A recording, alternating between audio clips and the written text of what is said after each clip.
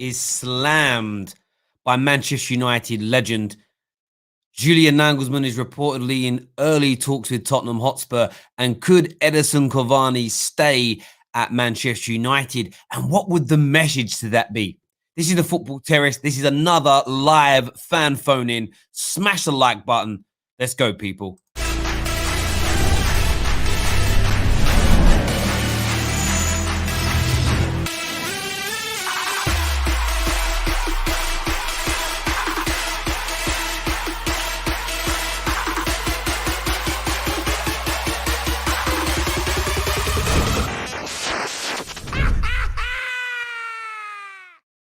Welcome back. Good afternoon to everybody. Thank you very much for tuning in. You know how much we appreciate it here. Share this stream now on your social media platforms. Remember, we're one of the only, maybe the only football YouTube channel that continually enables you, the fans, not just to have your say, get your comments put up on the screen, but phone in, debate, express your opinions. It's not just about us and what we think and feel. Lots of talking points this afternoon. Want to speak about Donny van de Beek. He's been slammed in the media for his performance yesterday. But I do want to give you the opportunity to come on and either condemn or defend or talk about it in relation to what you think is going on with Donny van de Beek. Is it managerial? Is it the player? Is it just a perfect storm for it not to work for him at Manchester United? Your opinion counts. There are other reports today that Manchester United are trying to convince Edison Cavani to stay. I want to discuss that. What message does that send? Does that tell you that there is almost no chance of a Harry Kane or a Haaland coming in the summer? If Man United's main number 9 next season is Edison Cavani, already had 3 to 4 injuries this year, been unavailable for large periods of the season, is this a sensible move by Manchester United? And I also want to talk Julian Nagelsmann because Jose Mourinho was very much in the mud. His job looked hugely vulnerable after being knocked out by Dynamo Zagreb on Thursday night, but then bounces back with a win over Aston Villa, only 3 points away from a top 4 position. If he makes the top 4, it looks like Jose Mourinho will stay. We want to hear from Spurs fans on that. I want to know how you're thinking and feeling. Lots of people saying free Donny. I assume by that you think it's the manager that's the issue here. And that's absolutely fine. I want you to phone up and have your say. Thank you very much here to ShowX Star for becoming a brand new member of the Football Terrace. You can all become members for as little as 99p per month. The link for that is in our description below. We've got lots of new content, big announcement on the way soon. And membership participation is going to be very, very important to that. So if you want to get signed up now ahead of time, get that done. Depending on your level membership, to become one of the areas, you can be academy level, squad level, first teamer, or legend. They're all available in links in the description below. David here says, afternoon, Terry and all. Hope you're all good. Donny is having a tough adaptation period, adjusting to the physicality and style, etc. He's only 23, coming from one club to another country. Give him time. And I think he needs to be given time. Some of the kind of over the top, never going to be good enough, he's never going to adapt. It's a madness. I said it to many people on a number of occasions that we are in this sort of process where we've seen this before, where we haven't given players enough time to adapt and they leave and they do well. We've also, there's huge examples of players that are given that second year in the Premier League. The most famous is probably Didier Drogba. Clicks, bangs, come to life. I think next year you'll see Kai Havertz and Timo Werners and the like also do the same thing. Thiago maybe is taking a little bit of time to adjust, and he's not even young. He's an experienced pro that's won everything at club level. I do think Donny needs a little bit more time. I think it's a fairer assessment as to whether or not he suits the style of football that Manchester United play. Ollie likes it direct, 3-4 passing movements. He likes to work the ball into the box. Is that too direct for a Donny van de Beek? One of the reasons why I think Bruno had done so well is because he gets the ball, he looks for the half turn, and he looks to take that risky pass to put somebody in behind. It means he'll lose possession on average 2 to 3 times more in a game than Donny van de Beek, but he'll break the lines more often and create goal scoring opportunities. It's why he's one of the most creative players in the league. Maybe, just maybe, it's the wrong player for the wrong system at the wrong time. To quote the great Barry Manilow, right love at the wrong time. Maybe that's the case. These can all be your opinions. These are just me suggesting what it could be. We're going to take your phone calls very, very soon to talk about it. Big thank you to Twisted Bubba, who has rejoined as a legendary member of the Football Terrace. Thank you very, very much, Twisted Bubba. That means a great deal to us indeed. Thank you.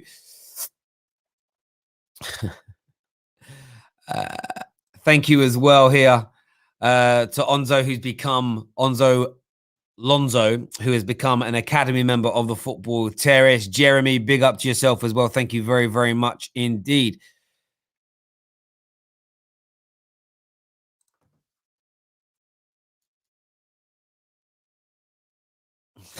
What's the style, Terry? Is it freestyle football? Well, we've gone through the style. Do you know what's interesting when people say there's no style? They also moan that we play out from the back as part of our style. Man United, look, it's very simple what they look to try and do. They look to pass out from the back, okay? And then when they see an opening, they like to work the ball into the box within 3 to 4 passages of play, pass and moves. The issue that they have is they don't have the personnel that are good enough to do it. You'll often see the ball get to one of our midfielders, namely Fred or McTominay, and they try and thread that ball.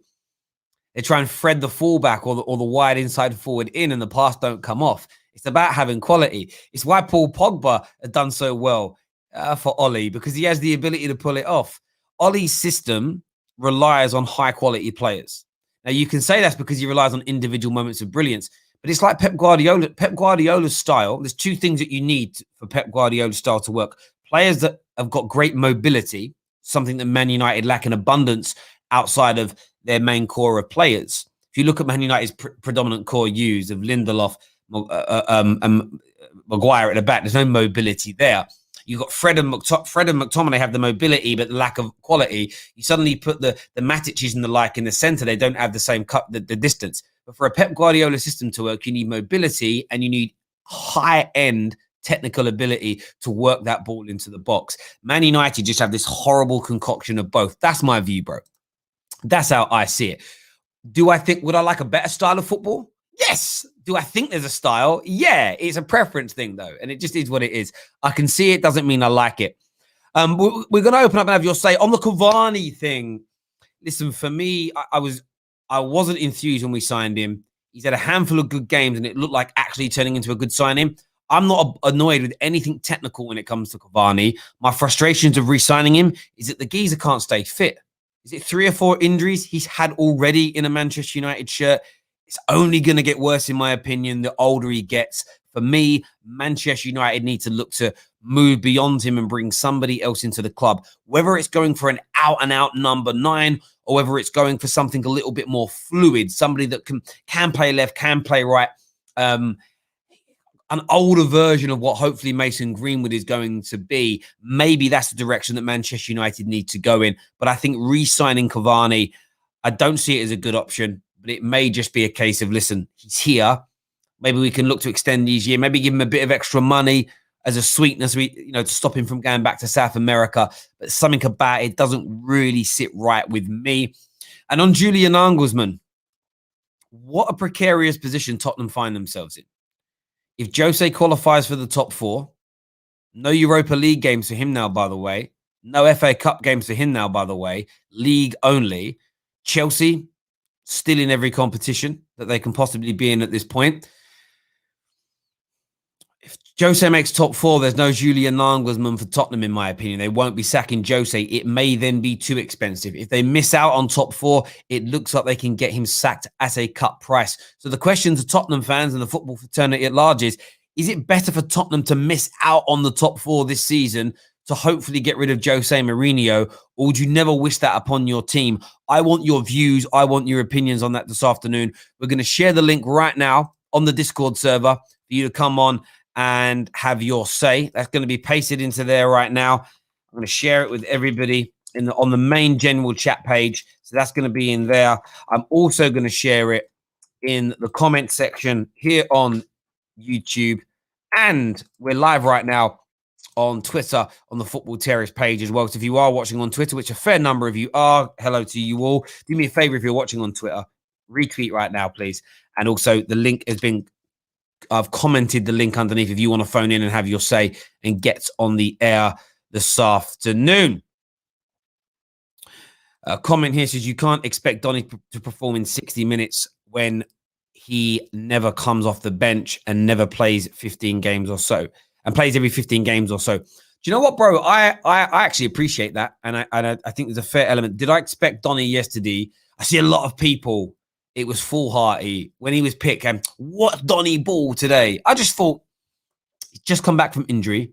He's barely played this season, and you think he's going to ball out today? Come on.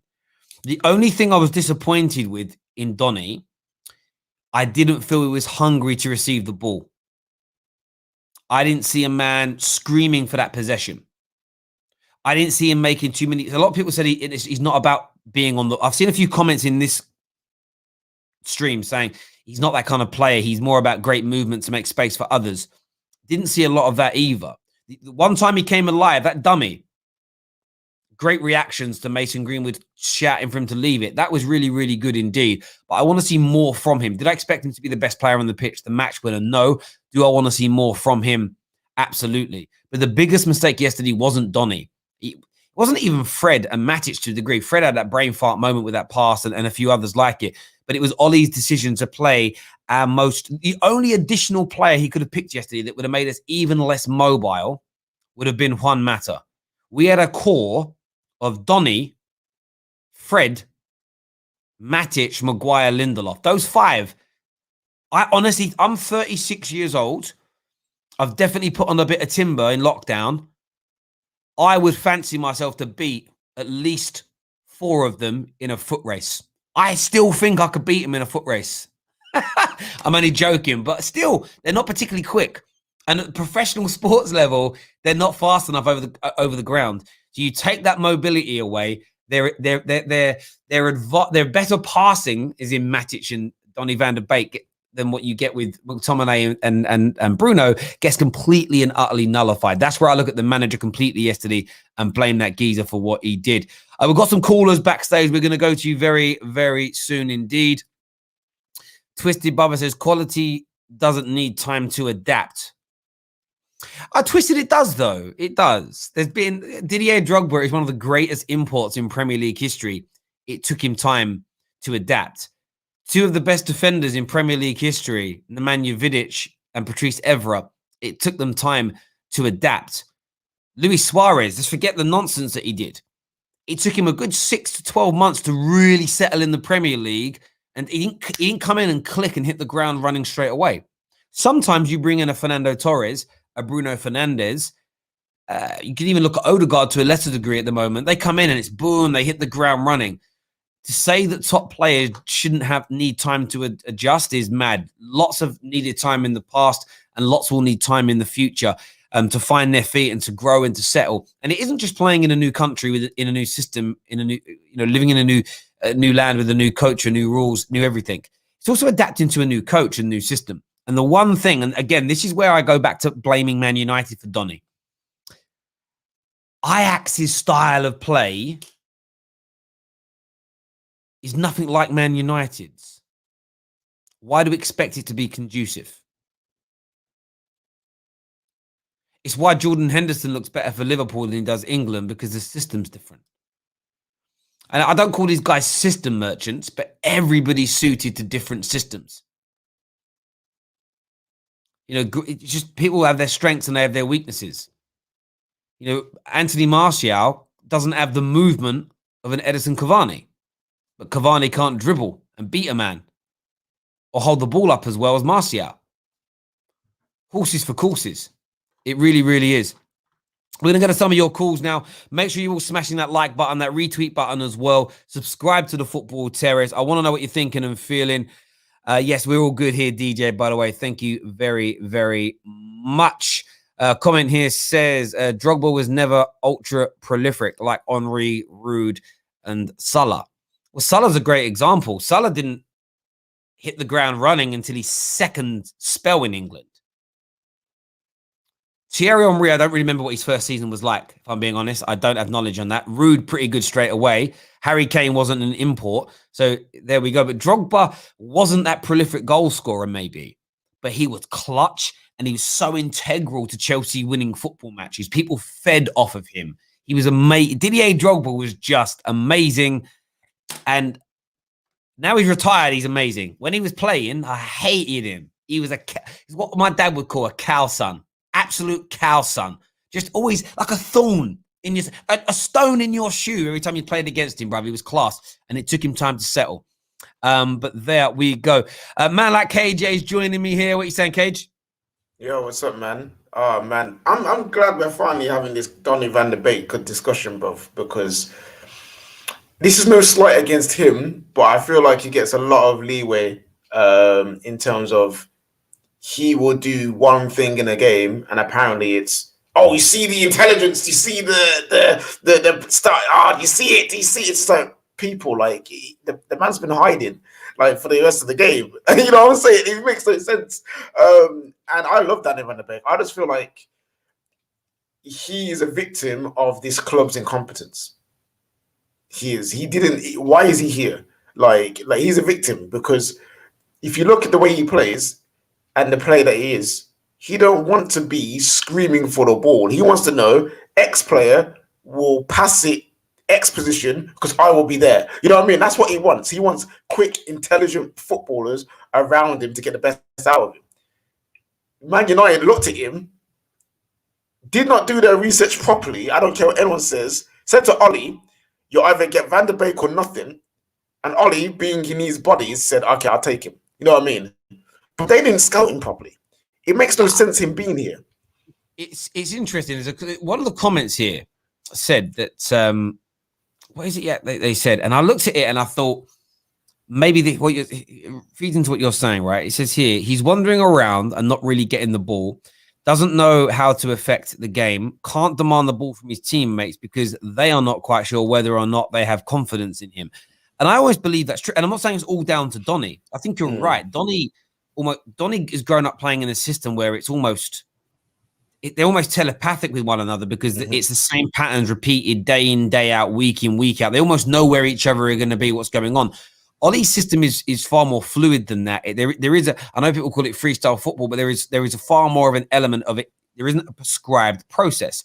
Now, for me, to have that kind of prescribed process where it's just rinse, wash, repeat in the same patterns every game, you only get away with that for so long unless you've got an elite end club. And Man United don't have the quality of bodies to do that, nor the manager to drill it in. So I think Donny sometimes sits there and is like, well, do I ask for the ball now? Do I ask for it in a minute? They don't play that football. And you're right. And then what happens is there's a lack of confidence in him from his teammates. There's a lack of confidence in him. And then he ends up going missing in games. And I'm not outright. People always look at it when I criticize Donny's performance. They're like, yeah, but that ain't Donny's game. I'm like, I get that. But there comes a point where he either plays and has to adapt his game when he's playing, or he doesn't get picked because we can't. I don't really care. During the game, I don't care whether it's Ollie's fault, Donny's fault, the club's fault, or a combination of all three. I want my team to perform.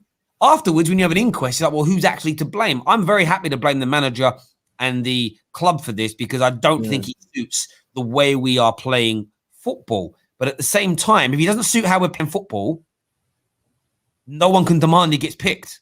It don't make sense because it means we're going to fail. Yeah, no, it does. And Indiana said it, I think he summed it perfectly here. It's just like, this is probably the conversation that happened. And it's just like, it's not fair on him. Like, it comes to a point where it's like, he clearly doesn't suit what we're doing.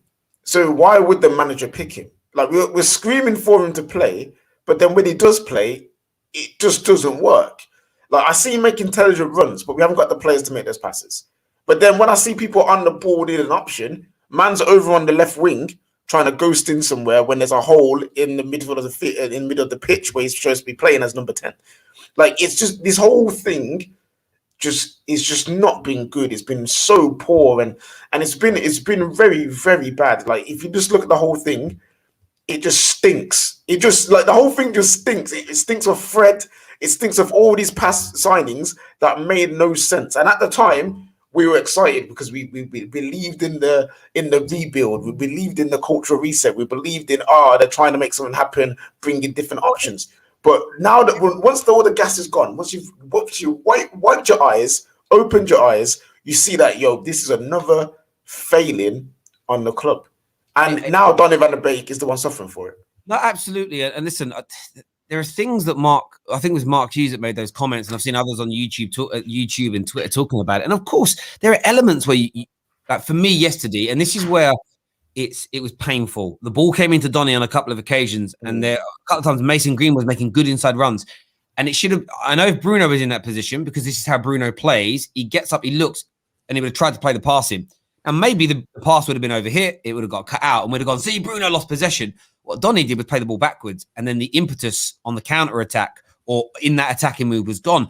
And that's because Donny has grown up playing in a system where they just keep moving that ball around until almost the most perfect opportune moment opens itself up. But they move the ball better. They have better technical ballers. When you've got Fred and Matic in the middle, we can't move the ball like that. So it has to be more direct. Now, the big question, that's not a defense of Ollie. That's that's just saying how it is for the quality of player.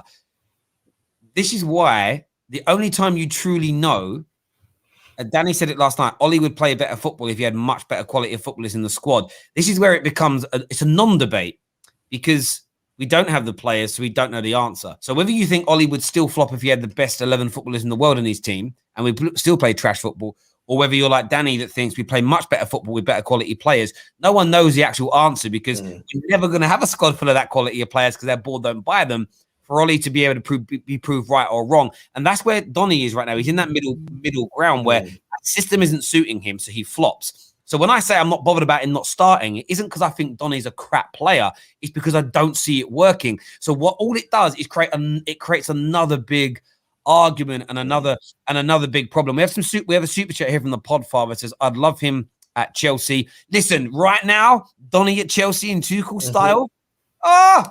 It would just work because it would just work. Possession-based football would suit Donny down to the ground. In my opinion, it really would. It goes. It's the same with Havertz and Ziyech. Well, look, Ziyech has stepped up in the last couple of games, so maybe they're turning the corner and taking their time to see. We're going to get some calls now. We're going to get some people on the line and have their say with KJ and myself. Remember, we are talking Cavani. We're going to get onto that again a bit later. Should he be signing a new deal at the club? We're going to be talking about Naglesmann as well. Do Spurs fans want to miss out on the top four to maybe land Naglesmann in the summer? Because if Jose does make it and he's 3 points off, he is staying at your club. First caller of the day, we're having I-Test on the show. I-Test, what you saying, mate? Yes. So I've been listening, and I think it's funny. I've been laughing at what you lot have been saying because I've been saying this 7-8 months ago. Anyone who's watching here, you could go back to the video that you made when Donny van de Beek was announced. I said this was not a good signing. Yeah, I said the way Ollie plays, direct football. But what you're saying right now, I said it 8 months ago. This direct football won't suit him, and you lot called me negative. You lot said no, this is a fantastic signing. Why are you being negative? I told you. Yeah. I test. We're getting really I don't know what's different. Your mic or whatever you're calling on's gone janky again, bruv. Like it's really crackling. I hear what you're saying, and you're right. And I don't remember you saying that it was a bad signing. If I'm being blunt, I remember we take a lot of calls, and it turns out you were absolutely right. Mm-hmm. But what you've got to now remember is let's go past key stage one. Let's go past the first layer. If the club has sanctioned the signing of someone that doesn't suit the system, who's accountable for that? I think it's Ollie for his identification of the players he needs for his team. I think he didn't do a good job in identifying the player he needs. No, I test. That falls down. That argument falls down because Ollie identified who he wanted. He identified Jadon Sancho. He identified Jack Grealish. He identified a centre back. And he didn't get none of those. So Ollie didn't identify the wrong player. He got given an option, and he took it. and it just hasn't worked. You know what I'm saying? And that's all it is. And in terms of you being right, yeah, cool, you're right. And yeah, we said you was being negative because we believed in Donny van de Beek being better and being adaptive, being able to adapt and we believed in Ollie to actually play him as well. Like there's so many different factors at that time to make us feel like, yo, this could be a good signing. Absolutely. But what I would say to you, I test it, you're right about that. You absolutely are. But as we said, you've also said in live chats and on things that Ollie's a puppet. So remember, this is all I ask for. I don't care whether people are Ollie in or Ollie out anymore. It's a dumb, not a dumb debate, but it's been milked. It's been absolutely milk dry. If Ollie's a puppet, he can't be the guy making the decisions on signings. That's a prerequisite of being a puppet. So if he's fully in control, I'm happy for him to take all the blame, but then I'm not happy for him to be called a Glazer puppet at the same time, because you can't be those two things. But for me, the reason why I look beyond Ollie, and I'm happy, so let's just go back to your point. Let's blame Ollie for the signing. Absolutely happy to do that. But this isn't the first time and the first manager that signed players that don't suit their system, is it, I-Test? Yeah. It's not the first time, because our managers have been horrible. Horrible. Absolutely. Well, our managers have been... Yeah, go on. Why have they been horrible? Yeah, in terms of looking for the right players for their system, they've been horrible at that. They've been horrible and they failed. So you think that it's the managers that can't find the right players for their system? Yes. I don't think they did a good job. I don't think they did a good job. So you believe 4 different managers with 4 different styles, all 4 of them did not know what player they need to fit their system that they've been developing. All 4 of them for 8 years. That all 4 of them just didn't know what they was doing. Well, for me, I don't believe it's fair to say, yeah, because a player fails, that wasn't the manager's signing. That wasn't the manager's signing. I don't believe you could say that. I believe the managers have done a bad job, and I believe if we get a good manager in, yeah, who knows what he wants from his system, who knows the type of system he wants to I say it's really hard to hear you. I swear to God, that isn't us trying to cut you off. It's really hard to hear you. I don't know what you're doing, but it's really, really difficult to actually... why are people in the comments saying, where are the mods? What's wrong? Why do you need mods? I don't know what's going on. I'm really confused. Unless it's racism or sexism, leave it. Otherwise, it just causes even more arguments. I want to ask, yeah. So Pep Guardiola, when he picked Bravo and it didn't work. Oh, he's gone. His internet's gone. So when Pep Guardiola, so with that logic, Pep Guardiola isn't good at identifying players because he's picked players that don't work. Like, I'm not too sure what he's trying to say there, but all managers do. Listen, I'm not arguing it. Let's all sit there, and there's 2 things. Let's all sit there and say that Ollie has picked all these players, because we do praise him for Bruno coming off.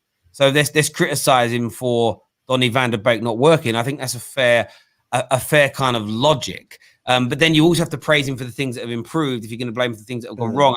And I think that this is the issue here. We have a substandard squad, and I don't think we have a good enough manager. I've said that. I think he's reached his ceiling. This is where I look beyond moaning about Ollie now, because if you believe all these things are true, and everything I-Test has said is right, we're about to give this guy a brand new deal. Next on the show, we're going to have Seb. Seb, welcome to the terrace. What you saying, mate? How you doing? Yeah, I just think it's the way the club's run. I think it's just a bit of a shambles. I think, I think I said before, I just hope that with new directors, I'm not saying that things are going to just completely change, but I just hope that there's a system and a bit of a path and a logic to the signings that we do sign, because I think you look at it in the limitations of some players, whether it be Fred or other players that we bought over the years, they just don't work. You look at clubs like Liverpool and the players that they bought in, and there was a method and a reason why they bought them, and it's made them stronger. When we buy players, it's round pegs and square holes. They just don't fit a system, and it just really shows. Yeah, and Bruno's the prime example of when you buy a player who suits what you're trying to do. you maximize the abilities and what they can do, and they produce what they produce. Obviously, Bruno's got the quality as well, but it also helps like we're playing a team where he's allowed to do what he does well. Yeah. When you're just buying this player, that player from all over the place, I just don't see how we as a fan base can expect it to work when there's clear deficiencies. I'm watching here. There's footage on this article I read of like goals that Donny van de Beek scored for Ajax, and the way he's passing and moving, and his teammates. We don't move and play like that. This is where when people say we have no style, I often think whether they know they mean it or they're conscious of it. I think what they mean is our style is ugly and boring, and I don't like it. There is. And we know there's a style because we also hear people say we shouldn't play it from the back because we're bad at it. Well, that's part of our style. It's just not very Man United style. I totally agree. It's ugly. And when something's ugly, it's not something you want to see or be associated with. It's like, oh, it's janky, it's boring, it's plain, it's pasta, no sauce. And Donny's used to being around that. I think he really, really struggles with other people not moving as well. But we bought a player that's come through the Ajax academy. But we're not playing that style of football. It doesn't make sense. I used to give that same excuse for Wayne Rooney. Wayne Rooney would go away and play for England, and he wouldn't be as good for England as he was Man United. And I'd sit there and be like, did England play football like Man United? Do we play in the same way? England's football was always so boring and negative in comparison to how Man United played. It's why, like, a lot of it's like the Dutch national team play like all the top Dutch national sides do. There's a national system, right? It works that way. Look at the way Germany play, and then look at the way the top German teams. It's all like a knock on England. Like Spain, Spanish teams in Spain play. We have this issue in England where you could pick 7 different English teams, the top 7 teams, and you might have like 6 different styles. A few people in the comments saying, yeah, Bruno would never start for a Pep, maybe, but Poch and Klopp, who definitely have a system that everybody praises, wanted him. So there are also, and do you know what? That's because those teams at times need direct football players as well. Super Chat here says, Terry, would you want Nagelsmann as Man United manager?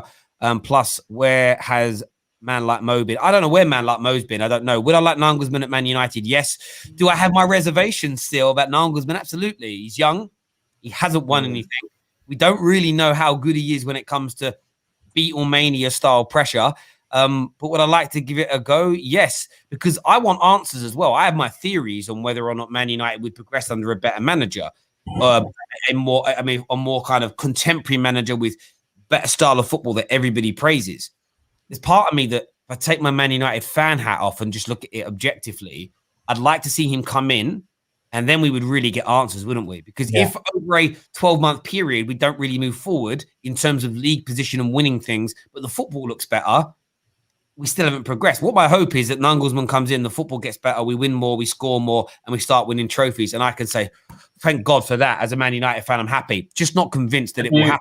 Do you think, Terry, that, I mean, obviously we've gone down a process at the moment, and I think we're right to stick with Ollie for a period of time, maybe only 2 years or so, and just see if that process can actually succeed.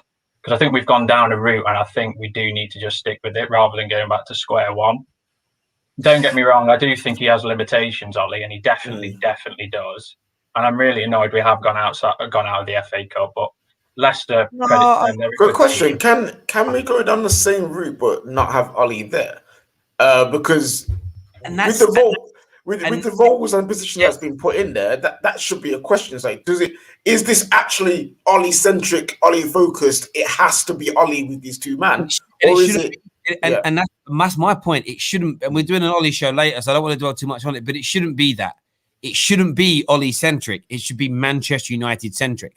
And if Julian Nagelsmann plays a completely different style of football to Ollie, we shouldn't be signing any more players that Ollie's system needs. Or we don't have Nagelsmann as the future manager, if that makes sense. But it's whoever we should already have a plan of who we want to replace Ollie. That has to be part of contingency planning at the club, because no manager really lasts more than 4 or 5 years at a football club anyway. So Ollie's probably only got a couple more years left just by natural attrition. So we have to have a longer term plan. I don't know if we do. That's my major concern. Seb, thanks for coming on, mate, and having your say. Really do appreciate that, buddy. Thank you. Next up on the show, we're going to have Nicholas, welcome to the channel, mate. What do you want to say? I just wanted to say that my personal opinion on Donny is there's two sides of the story. There's the fact that obviously I kind of feel like he's been set up for failure in a way because I feel like he personally with the way he plays and his physique, he's an 8 rather than a 10. I don't feel like he has the flair. Obviously, he can play the 10. He played the 10 sometimes for Ajax, but he was mainly the 8. And I think why not play him with other ball players? Why set him up with players like Matic and Fred? Why not play him with obviously Mata's injured now, but Bruno, Pogba, Mata, all those they are ball players. They can all play together. And on the other hand, I just wanted to point out, in order to succeed abroad, especially in England, you have to there's other necessary things you have to develop as a player, and I think he's lacked that. I don't know if it's in his the way he trains or whatever it is, but I think he's lacked some improvement in those areas, because obviously we know he's a great football player, but there's other parts that he needs to and also it also comes down, as you mentioned, to recruitment, because if you take a look at, for example, Liverpool, when they need an area on the pitch that they lack quality or they want to change something, they go out there and buy it. We already had a Donny van de Beek in Pogba and Bruno, and I think it's our own fault. But do you know what's interesting? Look at Liverpool this year, and maybe it just needs a year to adapt. But Liverpool's style under Jurgen Klopp didn't really require highly skilled possession-based footballers in the centre areas. They had a workman-like midfield. They bring in a Thiago, and suddenly he doesn't look like the Thiago that we saw at Bayern Munich, exactly, and at Barcelona and for Spain. Why? Because he's now playing in a different system that maybe isn't getting the very best out of his abilities. Why? Because, and I'm just surmising here, maybe the wide players and the forwards don't make the runs that are needed to create the space for him to pass into, because they're still operating mentally in the system where they use their flanks for their creativity as opposed to those central areas predominantly. And it is horses for courses. You need managers and systems and styles that are conducive with you. And it's one of the reasons why I think Pep Guardiola is one of the best managers ever, but he still signs players that flop or don't cut the mustard. Why? Because there's an element of scouting. Can he adapt to what we do? We think so. A scout report basically says, unless you're buying, even if it's almost accurate, it's still this is what he's done, this is what he's delivered, here's what we think will happen if you sign him. We've all employed people where their CVs and their interview went brilliantly, and then they've turned up and you've gone, what did I employ? And then they've had to be moved on. The difference is with Man United, we have a very impatient fan base that's almost magnified and multiplied at board level, where you've had that centre back and full back and striker. You haven't made it work, so we're not going to give you another one because that one might fail. And again, when you're trying to forget them, this is why I say to fans, forget the manager. There has to be a club ethos, a profile of player on technical ability, attitude and application, age profile, etc., that fits a club system and style. So when you're hiring a new midfielder, you're hiring a new manager, this is how we want to play, and this is what we want to achieve. This is the type of attitude, this is the type of culture that we expect at the club. Can you adapt to that and make and continue along that path? If the manager's like, no, I'm going to rip it to shreds and it's going to be done my way, you say ta-ta for now. Nicholas, great call, mate. Thank you very much for coming on, having your say. Really appreciate it, bro. Yeah, Terry, there's been Sky has reported that Eric Bailly fears the Man United contract that they're going to offer him is simply just to make sure they get a bigger transfer fee for him in the summer. So he might not even sign this new deal because he doesn't even trust the board. He doesn't even trust the hierarchy. And that's the player. Eric Bailly again is just. Don't overreact to everything we do as a chance to bash Ollie on the head with. I said this a few weeks ago when people were moaning about all the new deals players have got. The club are giving out these new deals to protect their assets so they can get monetary value for them in the transfer market.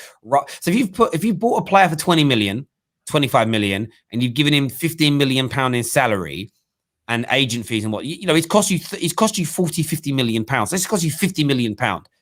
You want to recoup some of that. So giving him a contract extension with a very minimal pay rise, but then you get maybe £15 million from a sale, you recoup some income. If you let him leave for free, it sits there as a £50 million outlay on the player. We are not giving players like Juan Matters and Bailly's new deals because the club sees them as integral to this squad or part of the future. Bailly's good enough to be, by the way, but his body won't see it. He's the part as well. They've quoted they've said a friend of everybody, so they've got a quote. He said, Eric loves the club and the fans. His family are settled in Manchester and he would like nothing more than to spend the rest of his career at Old Trafford. But he feels the club has been very disrespectful towards him, and frankly, he's had enough. Well, there we go. Now, that will be, I know what's going to be, that'll be, see, Ollie's got to play more. That's what is going to be kind of thrown out there and sort of said. I don't think, the only thing I would say about Eric Bailly is I don't think his body can cope with playing 40, 50 games a season. And you need to try and create the best partnership possible at the back. Now, we all know that Lindelof and Maguire are not a great partnership. But I think if you said, right, it's going to be Lindelof and Bailly, or it's going to be Bailly and Maguire, I think within a month of playing regular football, Bailly is going to be out again. So that's why the preferred partnership is the other two, because they'll be available more readily. That, I think, honestly, that's the reason. But I understand why he feels disrespected, because if they said to him, look, you're not fit enough, we're going to move you on, he'd know. But what they're going to do is give him this new deal. But they're not going to tell players that, by the way. This is the thing. This is how badly we're run. They won't say, listen, we're going to give you a new deal, give you a nice little pay rise, but we are going to look for a new club. We're going to give you the pay rise as a bit of compensation, but you have no future here. At least he knows. What they're going to do is sell it to him like he's part of the plans, not play him still because he's injury prone. And as soon as they but play him enough to keep him in the shop window so another club comes in and he can turn around and go, boom, we've got 20 million quid back. That's what they're doing here. It's as simple as that. I would like to see Ollie playing more, but I also know it would just be, he's just going to get injured. I know it. And then it's just back to square one again. Let's go to some more calls here. Onzo's on the line. What do you want to say, mate? Hello, can you hear me? Yes, bro. Yeah. Hello, can you hear me? Hello? Yes. Cool. Yeah. Cool. Yeah. Yeah, man. So basically, I wanted to quickly speak on Van der Beek before I go to Cavani. I feel like Van der Beek is a good player, but if you compare our midfield to like Chelsea, Liverpool, even Leicester yesterday, it shows how important it is to get a CDM, because if you have that one CDM, the other person playing with that CDM wouldn't need to protect with the CDM and help Maguire and Lindelof. So literally, like I said, I don't think Van der Beek is a bad player, and I do believe we need him, because last season or 2 seasons ago, I forgot, to be honest, but Lingard and Pereira was shocking, and they were so bad that even Zlatan had to talk about them. So that's, if everyone's asking why did we need to get Van der Beek, that's one of the reasons why we needed to get Van der Beek. Because if Bruno gets injured, literally, who's gonna back Bruno? And if you've played football or you've seen Ziyech or Havertz, you need to understand you need game time, because training is not enough. There's no way in hell can Van der Beek come once, play good, then not play for the next 10 games, then people just expect this guy to start banging the way he did again. That's literally fact. Said that, this is one thing I'd say as well. Even though I don't know if he's suited to our system, there is this part of me still that just wants him to be given. You know what I've said about, if we don't give Ollie all the players he wants, you're always going to have a section of fans that will say, but he was never fully backed in terms of personnel he wanted. Equally with Donny, I have my theories from what I've seen, but I would still like to see Donny given a run of games where he maybe starts. I'd love to see him start 5 or 6 of the next 7 or 8 games, and then you remove the excuse of, but he barely gets opportunities, and then we see whether he suits our system. Now, then there becomes 2 things. If we're continuing with Ollie in this system, my opinion or your opinion as to whether or not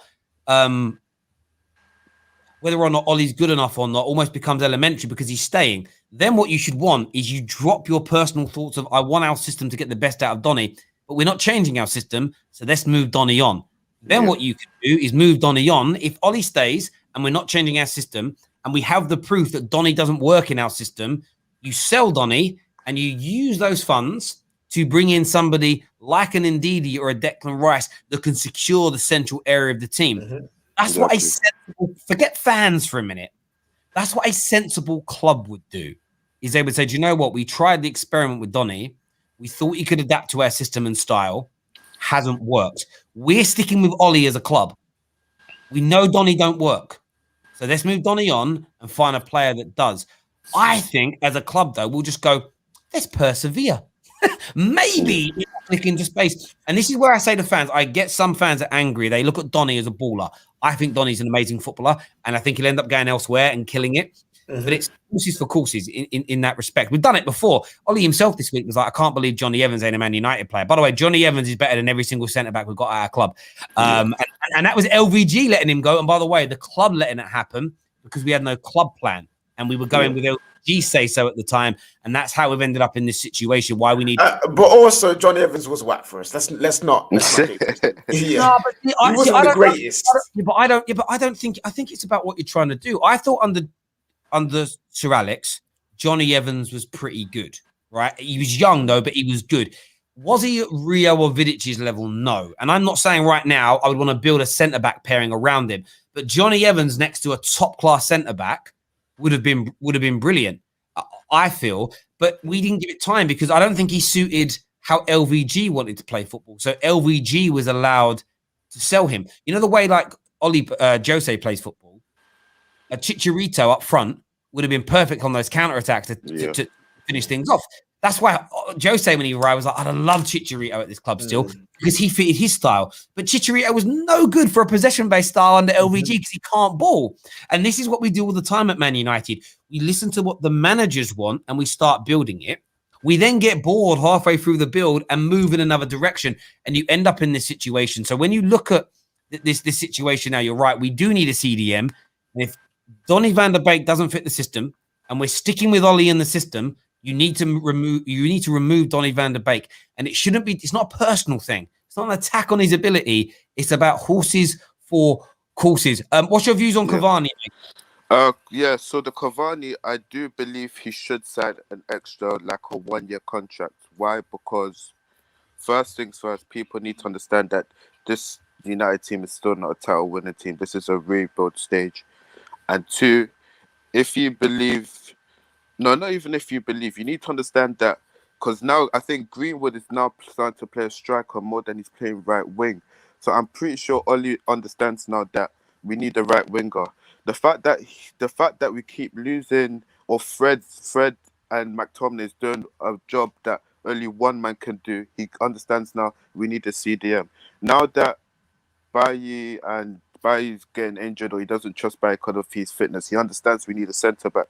If now that we got what's his face, Fletcher and my man that'll be looking into other footballers. Now you can say, okay, we have 100 and so mil. We could spend on this side, spend on that side, spend on this side. To just get like that, we're literally just gonna be more depressed, fam. Like, and that's just facts. That's just facts. So Cavani should say. I hear you. I hear you. Like that. That's a very logical argument. But my issue is, if we sign him on, we're just basically gonna be wasting money because the man ain't gonna be fit anyway. You know what I mean? At least if he goes, we can recoup the wages and spread, and again also spread that across to the other positions. AJ, that also means we're now trusting John Myrtle. This is what I fear. Yeah, we let him go, and then we don't sign no one because we miss out. We can't get the job done, and then there's not even a body. There's not even a body to like fill holes and anything like that.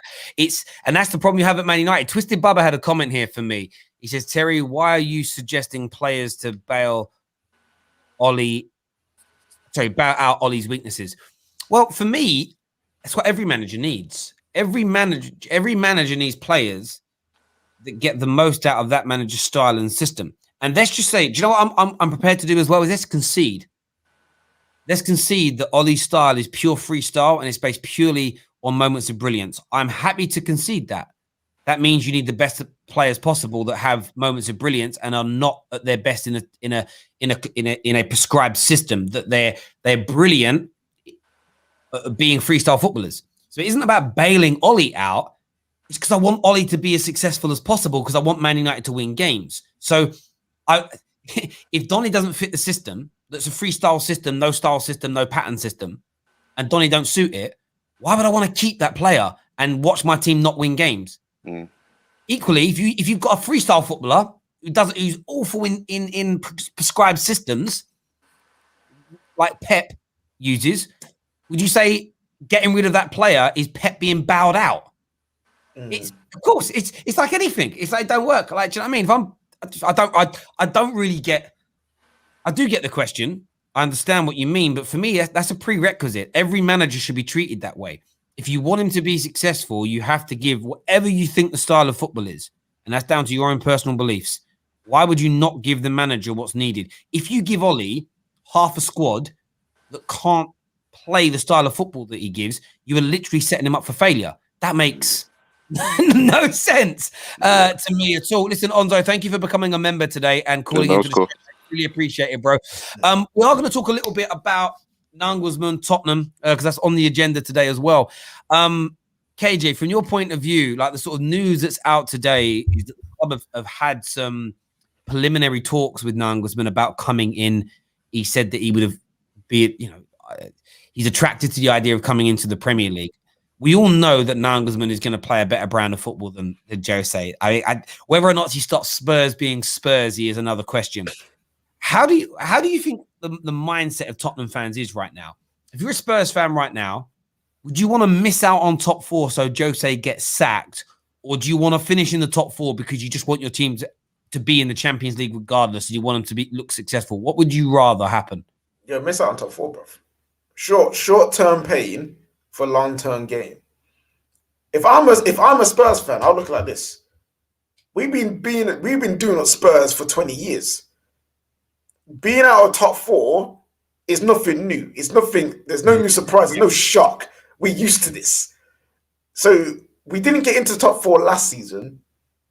If you're telling me that if we don't get top four, we get a better, younger, up-and-coming manager who won't be a dick, I'm taking that. I am taking that. So if I was a Spurs fan, listen, forget top four, forget the trophies, forget everything, bottle everything like you normally do because we're Spursy, and go get the guy that you believe could change the fortunes. Because Poch was a good appointment, young up-and-coming manager, just needed another platform to boost himself. Go for what works for your club. Go get Naglesmann. Yeah, I agree, and I think that it's a hard one because there's a part of me that feels like I don't want if I put my Man United hat on, I don't want Man United to miss out on the top four. But that's because I suppose it's about levels, right? I don't think Naglesmann. Someone said, Terry, would you take Bielsa at Man United? I don't think any of these guys are making us champions of England or continually competitive at any point, because I don't think the club's set up to sort of do that. Equally, I don't see Spurs ever becoming title winners, regular trophy winners either. I just don't see it happening with the way they're kind of built. So it's almost this case of what do you expect? So for me, when I look at Tottenham, I think missing out on top four to get in a manager that plays better football keeps Spurs fans happy. It keeps Spurs fans in a kind of position where it's like, well, you know, we're fifth, sixth, we're sixth, seventh. Oh, sorry, we're sixth, we're fifth, we're fourth, we're third every now and then. We do have some good cup runs. We play in the Champions League every 3 or 4 years, but we play really pretty football. I think 85% of Tottenham fans are happy with that. So Levy can keep the majority of fans happy. A lot of people say, well, you're a hypocrite, Terry, because you say you want Man United to be in the Champions League. Yeah, because I don't think it matters who we've got. We're never going to get back to the levels that our fans overtly, the 85% of our fans demand, which is regularly challenging for Premier Leagues and Champions Leagues, and of course, winning them in that as well. So missing out on the Champions League and Ollie being sacked, or being in the Champions League and keeping Ollie for another year, barring the prettiness and the attractiveness of our football, I don't think too much is going to change. I think that's the difference between the two clubs. Thank you very much to Shane here for becoming a legendary member again of the Football Terrace. 5 new members during this show, which is amazing. Avi Troop says, top 4 gone. Kane is gone, mate. No more Kane. Need more Kane more than Mourinho. That's also a good point. But I see, they both need to go. They both need to go. Mourinho needs to go for footballing purposes, and he's just not good for the football club. He's not good for Spurs. But Harry Kane needs to go because everyone complains about Levy. Spurs fans complain about Levy. He doesn't want to spend. We've got no money. He Alex, but the financials. But Alistair Gold, he says we've got no money. Okay, listen. So if you've got no money, raise the money. How do you raise money? By selling assets. Who's an asset? Harry Kane. True, very, very true. The rest of their squad ain't getting much money for it, but Harry Kane guaranteed piece. And do you know what it is? Maybe I've and this is where I'm not unequivocal in my opinions on Nagelsmann going in. You may find a Nagelsmann goes in, you sell an Harry Kane, you raise 150 mil, you buy the centre back, you buy another midfielder, you buy another goal scorer for that money, and then Nagelsmann just gets you playing in a way where suddenly you come third back in the Champions League. You use some of that Champions League money, you keep building the squad. Maybe in 2.5 years' time, you do have a title charge. And maybe Tottenham's level, it's 3 or 4 years to build a team that then can challenge for a couple of years and then falls off. Maybe everyone's happy with that. And that can be done. And you might need to sacrifice Harry Kane to become a better team overall. If somebody said to me now, Terry, lose Paul Pogba, but it means you'll become a better team overall over the next 3 or 4 years. If I take that, because as much as I love Pogba, as much as I love Rashford, Bruno, the team success should be more important than having an individual at the football club. But it's a tough one to get people to agree on. We're going to go some more callers. Should Spurs fans want to miss out on the top 4 so that Jose Mourinho gets sacked? That's question number 1. We're still taking calls on Cavani. We're still taking calls on Donny van der Beek. Is it right to slam him? Or is it just a system and a style issue or bad management from Ollie that's making him underperform? We want your views and opinions. Slens here says, if Harry Kane joins City, we might as well pull the curtain on this show. It's all over. Not if Chelsea get Haaland though, bruv. Or not if Chelsea swoop in and get Kane. You know what I'm saying? Like, can you imagine? Do you know what? I would part of me would love to see Harry Kane. Right? Can you imagine Tottenham's 2 greatest Premier League players, Sol Campbell and Harry Kane, join their 2 biggest rivals in Arsenal and Chelsea? It would be absolutely carnage. The socials would love it. The socials would love it. Please make sure you're subscribing to the Football Terrace. Past 186,000 likes. You can become a member as well by clicking on the link in the description below. And a massive shout out to our title sponsors, Manscaped. You can still get 20% off of all of their male grooming products right now on their website. Alan says, we'll take top 4 this season as I want to be challenging at the highest level. If it means Mourinho stays and is backed, I will also back him. I want success for this club over personal preference. And I hear you on that. That is a fair thing. But that's the point, isn't it? Is that is he then going to be back? Imagine you make the Champions League and then you don't back him. And this is the thing why I you've got to look at the overall picture, and it isn't just the manager. It's like if we keep Ollie on and we don't improve this squad and give him more Brunos, more players that are conducive to I'm going to call it this from now, just to not, because do you know what happens is when you just say Ollie's style, people stop listening and just go, but he don't have a style. So you need players that are conducive for Ollie's non-style of football. Just so you but I'm just going to say that because I want people to focus on the point here and not be sidetracked. If you want your club to be successful, you need Ollie to be given the players that suit it. The players that suit it might not be your preference. You have to drop your preference because surely you want your club to be successful. Oh, wow. This is going to be a little bit of a treat for us. Man's here, lockdown here. It's man like Safe. What you saying, Safe? Hey, guys. First of all, I want to criticize you yesterday, saying that Oli isn't good enough to manage Man United. I think this is absolutely a disgrace, Terry, because last season he was ranting that Oli, if Man United this season we finish 11 points behind Man City, then that's an improvement. Did you not say that? But we're 14 points behind. And I'm pretty sure you said you wanted Ollie gone. No. Yes. No. Yes. I mean, Terry. Every time the wind blows here, he goes north, and every time the wind blows in south, he goes south. Wait. But you do that also. You also Well, do that. because at the time I thought that Oli wasn't good enough, but we are second. Oh we wait, are 14 points. so you just lied to me? Is that what you're saying? So you just lied to me At live that, on air? at that So time, what I do you mean didn't I think Oli changed? is What do good you mean I enough. changed? What do you mean I changed? Where do I change my opinion on anything? Because last season you said that Oli is doing a fantastic job. Our win ratio is 70%, 60 or 70%. Yes, so that wasn't last season. So listen, let's go back and look at this. So I've already admitted I lost my mind when we went for a bad run last season, and I called for Ollie to be sacked, and that was because I just got caught up in the emotions of it. And I then started looking at things after Bruno came in. We started to see this improvement, and I said I was a bit hasty. Let's see what he can do from this point. From that stage, Manchester United's win percentage under Ollie went from around 33% to the mid to high 60s. So I praise that. I then look at it and say, how much further can he take us? My view is now he's taken us as far as he personally can. But like I've said, don't look beyond what I say. I don't think sacking him is going to make us Premier League champions or champions of Europe again, because I don't think we're run in a way that's ever going to make a manager that much more successful. Okay. Do I think a better coach will make our football prettier, our football more attractive? No. Yes. But that still isn't going to be enough for me in the grand scheme of things. I want the football to look better and for us to be continually competitive. That will only be bought out of Man United being a better run club. So if we keep Ollie for another 2 years, but we see this director of football, a new structure yield results, we sign players earlier, we sign better players for the system, we start improving, and then we still hit those ceilings of not winning trophies, then I will endorse it 110% of get Ollie out now and get a better manager in, because we've proven to have a foundation that a manager can be successful from.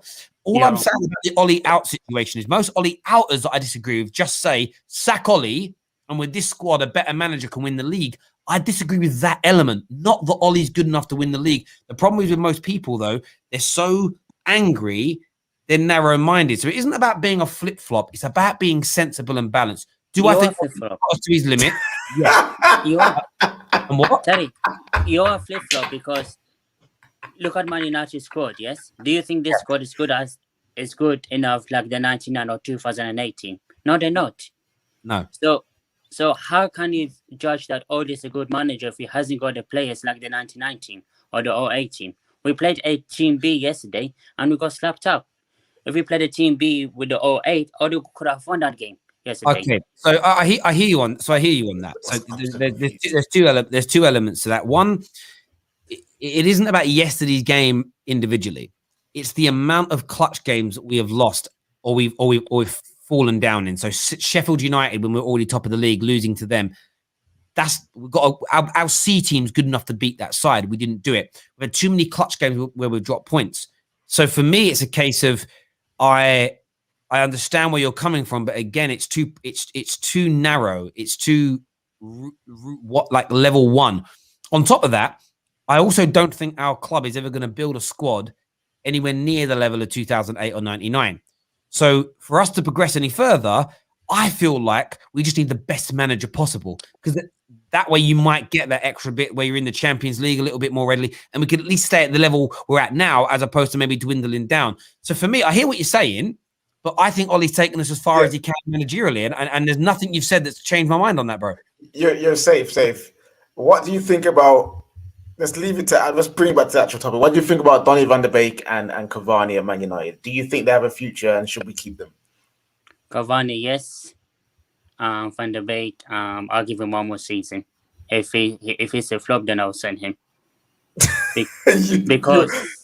Because any player that comes in from a Dutch team is a rubbish league, but a Dutch team, they need to adapt to the Premier League pace. So if you remember players like Rolando, when he came from Portugal, he was rubbish. He was just dancing like Kika, I love you. Like Michael Jackson dance moves. He did nothing, but after 2 to 3 years, he started to perform. There we go, mate. Listen, Safe, you always brighten up my doorway and the day. Thank you very much. Next on the show, we're going to have Orlando. Orlando Clark's going to be on the show. How's it going, bro? Orlando? How's it going, Terry? Yeah, I'm good, mate. I'm good. What are you here to say, mate? Yeah, can you hear me? Yes, bro. What are you here to say? Yeah. Yeah, I just wanted to say that caller that just called. I don't know what he's on. As long as we have Martial, Oli, and Maguire in this club, we will never ever win a trophy. I'll bet anybody in that. That trio, somebody has to go. What trio? Sorry, Martial, Maguire, and did you say Ollie? Oli, yeah. Okay. We'll never ever win a trophy. I'll bet anybody. Anywhere upwards of £300, I'll bet anybody. But we have won trophies with Martial though. No. Well, I'm speaking about currently this team squad that we have. As long as we have that. So is it okay? So is it a case of getting rid of one of the three, two of the three, or all three? In my opinion, we have to get rid of at least two of them. And I mean, if I'm looking at the names, I think Maguire is probably going to be there the longest. That's just my opinion. So if you were in charge right now, what would you do? Would you get rid of one of the players and sack the manager, both the players? Who? What would your combination of the two be? Personally, the two that I would get rid of are Maguire and Martial.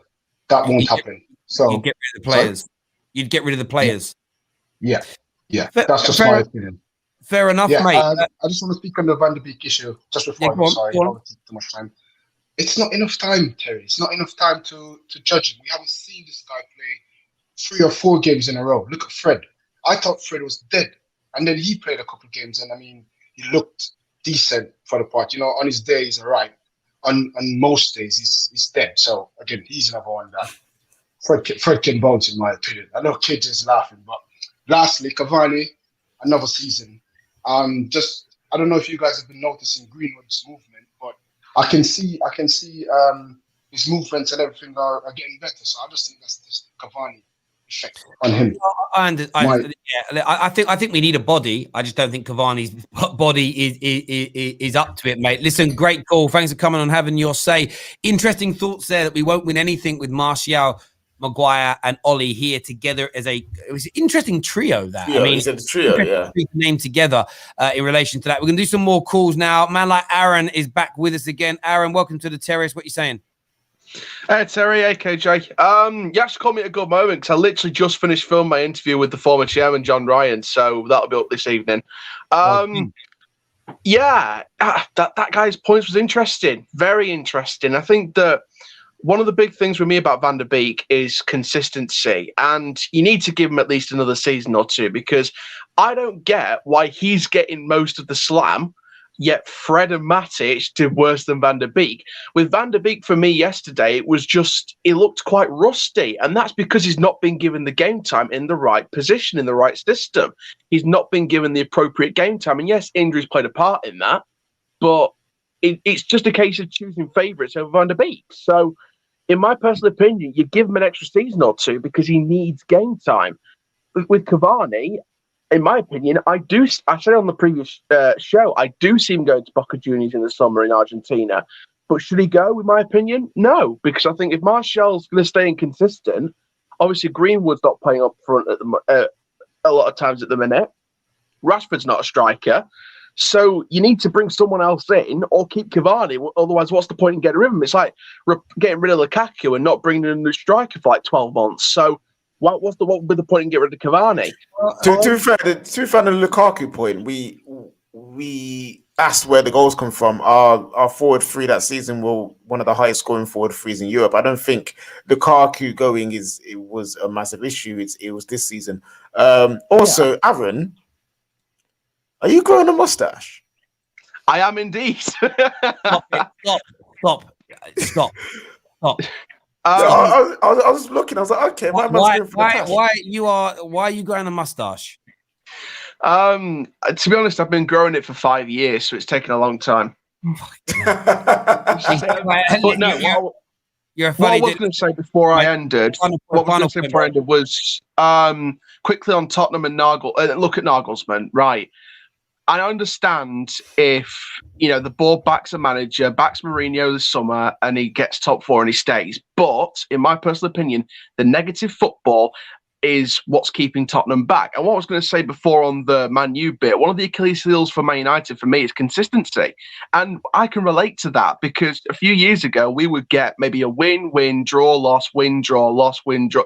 It would be so inconsistent. It's like you could get anything on any day and there wouldn't be a string of results together. It's only this season we got like 8 wins out of 9 in the season. So, you know, it's consistency that's always been the Achilles heel of Man United. So if they can string a consistent run of results together with the right talent in the squad, I feel like that's how they're going to progress if Ollie's going to achieve the full potential as a manager.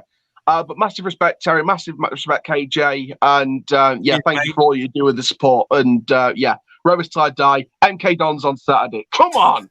Cheers, mate. Yeah, I love that kid. He makes me die. Super chat here says, Ollie out people will find players to blame once he's gone and they get a manager they want. They're acting like there is no progression under Ollie. And do you know what, Eric Cantona, you're right there. To say there's been no progression under Ollie is a bull-faced lie. You know, this season alone, we're 12 points better off in the Premier League. We've scored more goals, won more games, lost less games, better goal difference, better points total, as I say, higher in the league. So there have been improvements. I just think we've hit the ceiling personally. And that's why the Ollie out conversation is so painful. You know, it's Eric Bay's comments today. That'll be Ollie's fault. You know, Donny not working. That'll be Ollie's fault. If a manager was in that certain people liked, it would be the ball, it would be this, it would be that. And it's like I said the other day, everyone goes, I know the real problem is the ball at the club. But you see a game like yesterday and you see moments like Bay's comments come out today and you'll see 10-1 ratio of Ollie being attacked. One thing I will say about Ollie, though, yesterday that he did, that it did trigger me when he said something about like our games are catching up with us. And I sat there and thought, bruv, you made one sub in the previous 180 minutes of football that we played against West Ham and AC Milan. That's where it needs to be. So you call me whatever, but I've stopped listening to his interviews. I just can't be asked. I can't be asked. I don't normally do, but that for me was a bit like I was more annoyed at the fact that he shot himself in the foot with that one massively. We're going to go to another final caller here. We're going to go to Matthew. What's down, Matthew? Yeah, to be honest, it's been an 8-year downfall, hasn't it? We're going to turn into new Arsenal where we get top 4 for the next 5-10 years, then fall into a mid-table team with this ownership. Donny doesn't fit the system. I think we should still give him another year to settle in, see if he goes on a run like Fred did last year. Cavani should just give him to Boca Juniors. We need to get a new striker in, whether it's Danny Ings or someone with a lot of quality. But that's my opinion. I hear you on that. What you saying, Chucks? Yo, what you saying? You cool, yeah? Yeah, man. Boy. Well, first of all, yesterday, I'm not surprised about yesterday at all, man. That's to be expected. And as far as Ollie in, Ollie out, it's we're just going round and roundabout. So we say the same thing every other week. Every time Manchester United drop points, we all say the same thing. We're not sure if he's the right guy, so on and so forth. End of the day, who's in charge is still in charge. Nothing's going to change. No replacement now is going to bring any benefit to Manchester United. But I think really when it comes to the end of the season, I think the club really needs to have a real good, hard, long think about what they're going to do there. Because I don't think settling for mediocre is a steady path to go down, if that makes sense to you. Mate, we're doing a big show at 5:30 tonight where we're touching on that topic. It'd be good to get you on that. And it's not an Ollie out show in the sense of should he stay, should he go. It's about what needs to happen this summer at the football club. And some people may think remove Ollie, and I'm happy for that to be their opinion, but they will get challenged on, but what else? But if you just think changing the manager is going to fix this club, you are off your rocker. Like you're off your rocker. Because the irony in it all is the same people that just want Ollie gone were the biggest detractors from the announcement of the director of football. So it's like, well, you don't think the club being run differently, but you just want the manager gone.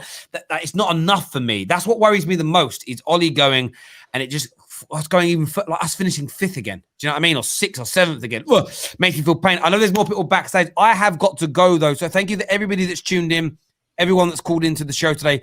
5 new members on the channel today is amazing. Make sure that like button has been smashed. Until 5:30, take care. Goodbye. God bless. And we'll see you all.